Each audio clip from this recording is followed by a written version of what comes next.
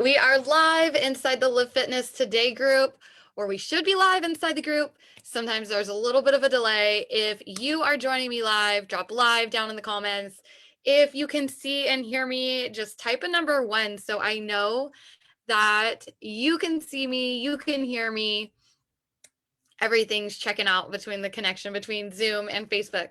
Tonight, I am diving in to a strategy. I'm actually going to give you a couple strategies to help you avoid binges, to help you avoid cravings, some of those cycles that can lead to undoing any of the good work that you might be doing if you have goals of losing weight. So first, let me know down in the comments, like, are you more of a sweet person? Is it like sweet cravings late at night? Is it salty cravings mid-afternoon? Is it both? Are you like the sweet, salty type? When do I'm curious, like, when do cravings hit? What sort of cravings do you have? If you feel like sharing, drop it down in the comments because that does play into it a little bit.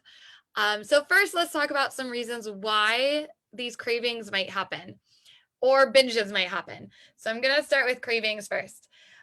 Number 1, if you are doing some of these plans where you are restricting your calories, eating very, very low calories, odds are you're going to deal with more cravings because your body is going to try to compensate for those calories that it's missing. And it just wants energy the quickest possible way. And that is carbs, that is sugar, that is fats. So some of those sweet treats, it's going to go for that. If you are doing fasting, if you've tried intermittent fasting and you don't have your meals like planned and ready when you break that fast, odds are you're just going to go for the quickest, easiest thing to eat and maybe not be making the best choice. I'm going to first clarify, I do not recommend intermittent fasting for losing weight. If you don't plan on doing that long term, it is not a long-term sustainable solution. If it works for your life and you love it, like, awesome. And there are definitely people who have used it, but just because we see something working for someone else doesn't necessarily mean it will work for us. And by and far, I've spoken with a lot of women who have tried fasting, are trying fasting, and either can't like fully commit to the schedule, or it's just not, they did it for a little while and then they regain the weight after they stop doing it. So it's just not a good long-term plan, as well as like cutting your calories really low. Cutting your calories really, really low, you're gonna like break your metabolism. You're basically gonna negatively adapt your metabolism and make it function at much, much lower levels. And then before you can start actually losing weight, you have to repair that metabolism, get your calorie level up a little bit before you can start actually dropping weight. So first, that reason. But in addition to like the damage and it not being a sustainable solution, the low calories, the fasting, it can lead to more of these cravings, more of these binges, because your body is smart, right? And it is going to try to adapt. It's going to try to get some of these foods in if you're cutting back. So step number 1, stop these crazy low calorie diets. If you're doing that, that is going to help immensely. Step number 2, the diets where you're saying you have to eliminate everything, where you have to eliminate sugar, you have to eliminate carbs, you have to eliminate whatever it is, chips. Stop those diets, because what happens is mentally, willpower is only so strong, right? And if your game plan for losing fat is to rely on your willpower, 9 times out of 10, you're going to lose. And if you beat that willpower and that craving one day, the next day it's going to be that much harder because you're just going to have less willpower. And just getting through your day, getting up to get a workout in, that requires willpower. Planning a good lunch, that requires willpower. Listen calmly and patiently to your kids, willpower. Shoot, taking a shower and blow drying my hair, like, that takes willpower. We are constantly using all of these little bits of willpower, And so then when we also try to willpower through avoiding foods that we know would like satisfy us and bring us some joy, it just doesn't work out that well. So stop relying on willpower and instead tell yourself, I can have this food anytime. Anytime I want it, I can have it. And will you maybe eat it sometimes more? Maybe. But odds are other times you'll realize like, I don't really even need this food. I'm not craving it as much. Just because you gave yourself that permission to have it is going to make it easier to really think about what you want and decide. So going along with that, what you want and deciding. Here is one big strategy that helped me eliminate a lot of the foods that I was like binging and just eating the whole thing of. I used to be a middle school teacher. I used to teach middle school in South LA, and I hate to admit it, like I definitely did have candy in my classroom that sometimes I would give to students as a reward. I feel like terrible saying that. But I loved Laffy Taffy, and sometimes I would have Laffy Taffy in my room. And man, I remember those afternoons when I was just worn down and eating so many Laffy Taffies and being like, oh my gosh, this is horrible. Not feeling good afterwards. But so once I had kids and I started looking at the ingredients in food, I started being more aware of what I was putting in my body and what I was going to give to my kids to put in their bodies. I realized I don't want to put some of those foods in my body that are highly processed and have some of the dyes and chemicals that, to be honest, like some countries in the European Union don't even allow in their food. So just knowing that like I don't want to put those ingredients in my body, and it wasn't because I wanted to lose weight. It wasn't because I wanted to lose fat. It was just because I didn't feel like that was healthy for me. I didn't feel like that was an example I wanted to set for my kids. And that for me was a more powerful motivator not to eat some of those foods and to also just stop buying them.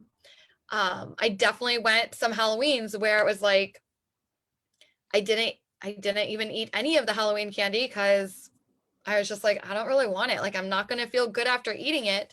And connecting myself with how I wanted to feel for my health and for myself made it easier not to eat them all. So understanding the ingredients, thinking about more than just, losing pounds or losing weight, because odds are if you're in a place where you want to lose weight, you've probably thought that before and it hasn't kept you from eating some of those things. But thinking about it from a health standpoint and more long term can be helpful. And then also just not buying it, right? If it's a lot of these high processed foods, they are set up to really get your taste buds going, to get your chemicals in your brain going. So it's like that pleasure system is really activated and make you want to eat more and more and more. So a lot of them are set up where you can't eat just one. Like there's like that addictive quality to some of these foods that we sometimes crave. So if you just don't buy it, you won't end up eating it. But that's not how you have to live life forever. I now feel like we can have Halloween candy in the house. And if I want to have one Reese's peanut butter cup, I can go and have one and be like, oh, that was good. And I don't have to eat the whole bag. But it took a few steps. It took understanding the ingredients, thinking about my long-term goals. It took going for a time without eating it and just being like, I don't want to have this in the house. And then it took, just being able to have one and feel satisfied and allow myself to have one and not feel like it was restricted, and then moving on with my day. This is not to say that cravings or don't occasionally happen, like sweet or salty. If you have been usually around, I've talked about this before in a daily life, studies have shown like 3:23, like somewhere right in that afternoon, we just get hungry. And if you don't have something planned, you're going to reach for the easiest thing. So if you have things that are your go-tos that you end up really craving, make them harder to reach. Don't have them sitting right on the counter. Have to go downstairs, have to get to a high cabinet, have to really want it.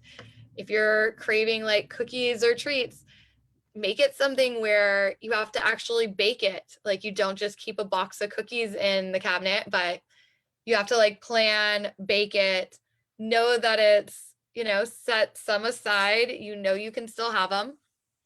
Allowing yourself to have these things sometimes, though, is going to really help you avoid the big, drastic, over the top binges. If that's making sense, just hit that thumbs up button, hit that heart button to let me know that you're like catching what I'm putting down, that this is making sense. If you would like a quick guide to beat your cravings, beat the binges, just drop cravings down in the comments and I will reach out to you and get you that quick little guide, quick little overview on what I am talking about. Last notes. I always like to sum it up. Probably it's like the middle school teacher in me, like repeat yourself 20 times. If you're a teacher, you know what I'm talking about. So 1, avoid the cravings to start. Don't restrict. Try not to go these long stretches without eating. Avoid those because that's step number 1. Make sure you're getting in water, and then go through the strategy I just gave you, like understand what's in your food, set yourself up for success, get it out of the house if you know you can't be trusted with it.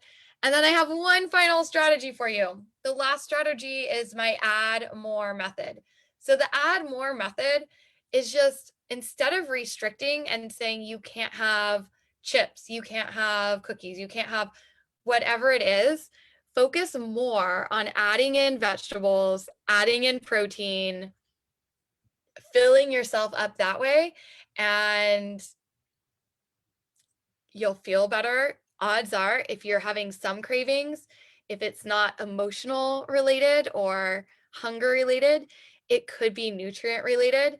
And if you get more of these micronutrients that are in fruits and veggies and protein, your body could be craving protein.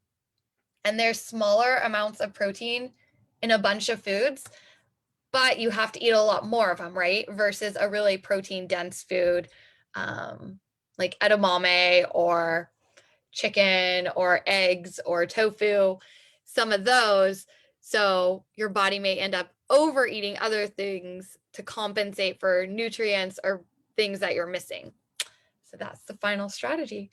I hope you guys found this helpful. I popped on a little bit later tonight, but I know a lot of people catch the replay. Last thing, it is March. There's only 2 weeks left. So it's the last few weeks. If you are interested in my 90-day coaching program to drop the stubborn fat, to get the tools, the support, the nutrition, my targeted nutrition plan to fit in the foods that you want to eat while taking targeted steps in the right direction, my focused intensity workouts to make sure you are dropping fat while working out and you're not just working harder, you're working smarter. And then just having that support and guidance and accountability to basically make sure you cannot fail. Drop "I'm ready" down in the comments or DM me, tell me more, and I will reach out to you to see if my 90-day coaching would be an awesome fit. There's only 90 some days until summer, so now is the time. Plus, during the month of March, you get that bonus of my body lift method mindset course, which is an awesome bonus just included. That's it, guys. I hope you have an awesome day. Make it a great day. Make it a fit day. And I will talk to you later.